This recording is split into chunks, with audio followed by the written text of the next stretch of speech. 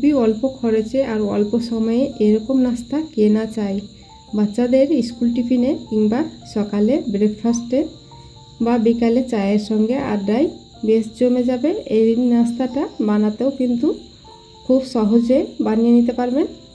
তো চলুন বন্ধুরা, এই রেসিপিটি শুরু করা যাক। তার আগে আমি আপনাদের কাছে একটাই অনুরোধ, আমার চ্যানেল নতুন বন্ধু হয়ে থাকলে চ্যানেলটিকে সাবস্ক্রাইব করে পাশের বেল আইকনটিতে প্রেস করে দিবেন। তো আমি এখানে নিয়েছি একটা বোল্ট আর দিয়েছি একটা ট্রেনারে 1 কাপ আটা। আজকের এই নাস্তাটা আমি আটা দিয়ে তৈরি করব। আর দিয়ে দিচ্ছি এখানে প্যাকেটের গুঁড়ো দুধ, আর দিয়ে দিলাম বেকিং পাউডার, বেকিং সোডা, 1/2 চামচা বেকিং সোডা আর 1 চামচা বেকিং পাউডার দিয়ে এটাকে ভালো করে চেলে নিচ্ছি। তো মিশ্রণটা চালা হয়ে গেছে, খুব ভালো করে হ্যান্ড দিয়ে মিশিয়ে নিচ্ছি যেন উপকরণগুলো একসঙ্গে মিশে যায়। এবার এটাকে সাইডে রেখে একটা বাটি নিয়েছি, বাটিতে দিয়ে দিচ্ছি 1 কাপ দুধ। তো আমি দুধটা জাল করে ঠান্ডা করে নিয়েছি। আর দিয়ে দিলাম 1/3 কাপ চিনি, 1/4 কাপ সাদা তেল, দিয়ে দিচ্ছি একটা ডিম ভেঙে। এবার এগুলোকে খুব ভালো করে ফেটিয়ে নেব।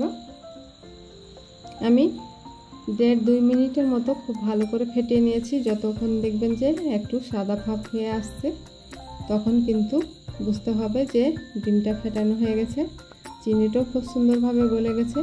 এবার আমি অল্প অল্প করে আটার মিশ্রণটা দিয়ে দেব, দিয়ে অনবরত হ্যান্ড দিয়ে এভাবে নেড়ে চেড়ে মিশিয়ে নেব। তো কিছুক্ষণ সময় ধরে ফেটিয়ে নিতে হবে।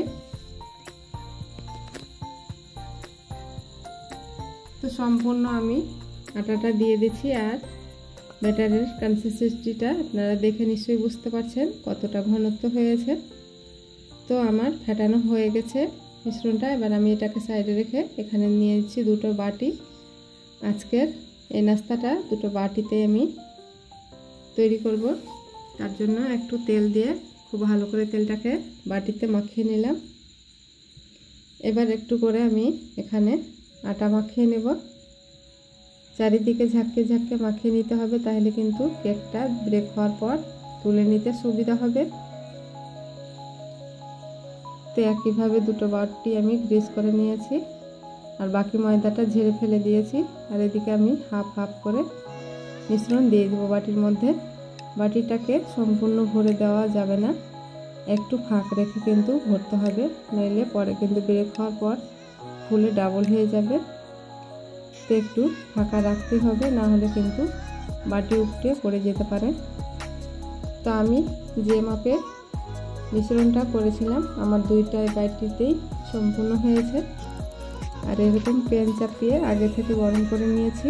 এবার আমি বাটি 2টো বসিয়ে চুলোর ফ্লেমটাকে লো টু মিডিয়ামে করে প্রথমে আমি 10 মিনিট লো টু মিডিয়ামে করে নেব ব্রেক। তারপরে আমি 10 মিনিট পর একদম লোতে করে আরও 30 মিনিট ব্রেক করে নিয়েছি। তো 10 মিনিট পর যখন আমি ঢাকা খুলে এই চেরিগুলো বসিয়ে দিয়েছি আর গ্যাসের ফ্লেমটাকে কমিয়ে দিয়েছি, সেটা স্কিপ হয়ে গেছে। তো ব্রেক করা হয়ে গেছে, কাটি দিয়ে চেক করে নিয়েছি, নামিয়ে নিয়েছি, নামিয়ে ঠান্ডা করে নিয়েছি। এবার বাটি থেকে ছাড়িয়ে নেব। এভাবে হাত দিয়ে একটু প্রেস করলে কিন্তু খুব সুন্দরভাবে উঠে আসবে। যদিও এভাবে করে না হয় তাহলে কিন্তু চাকু কিংবা ছুরি দিয়ে করতে পারেন কাজটা। আর দেখতে পাচ্ছেন কি সুন্দর গোল একদম বাটির মতো হয়েছে, দেখতে কতটা ইয়ামি হয়েছে দেখে নিশ্চয়ই আপনারা বুঝতে পারছেন বন্ধুরা। তো এবার আমি একটাকে আপনাদেরকে কেটে দেখাবো। তো বন্ধুরা দেখুন কতটা নরম তুলতুলে হয়েছে, স্পঞ্জি হয়েছে। বাটিতে বানানোর জন্য কত সুন্দর একটা ডিজাইন এসছে আর দেখতে কতটা ইয়ামি লাগছে দেখে তো নিশ্চয়ই বুঝতে পারছেন আপনারা। এরকম নাস্তা কিন্তু ঝটপট বাড়িতেই বানিয়ে নিতে পারেন বাচ্চাদেরকে খুশি করার জন্য। বাচ্চারা যদি দোকানের কিছু খাবার বায়না করে তাহলে এইভাবে আপনারা বাড়িতে খুব সহজে এই কেক রেসিপিটা বানিয়ে নিতে পারেন, বাচ্চারা খুবই খুশি হবে। তো দেখতে পাচ্ছেন ভিতরে কতটা জালিদার হয়েছে। তো বন্ধুরা, আশা করছি ভিডিওটি ভালো লেগেছে। ভালো লাগলে অবশ্যই একটা লাইক দিতে ভুলবেন না। আর আমার চ্যানেলে নতুন বন্ধু হয়ে থাকলে অবশ্যই চ্যানেলটাকে সাবস্ক্রাইব করে পাশের বেল আইকনটি প্রেস করে দেবেন। যখন আমি নতুন ভিডিও ছাড়বো সবার আগে আপডেট পেয়ে যাবে। আর আমার ভিডিওগুলো যদি ফেসবুক পেজ থেকে দেখে থাকেন তাহলে পেজটিকে ফলো করে পাশে থাকবেন। এতক্ষণ সঙ্গে থাকার জন্য অসংখ্য ধন্যবাদ। দেখা হচ্ছে নেক্সট ভিডিও নিয়ে। ভালো থাকবেন। আল্লাহ হাফিজ।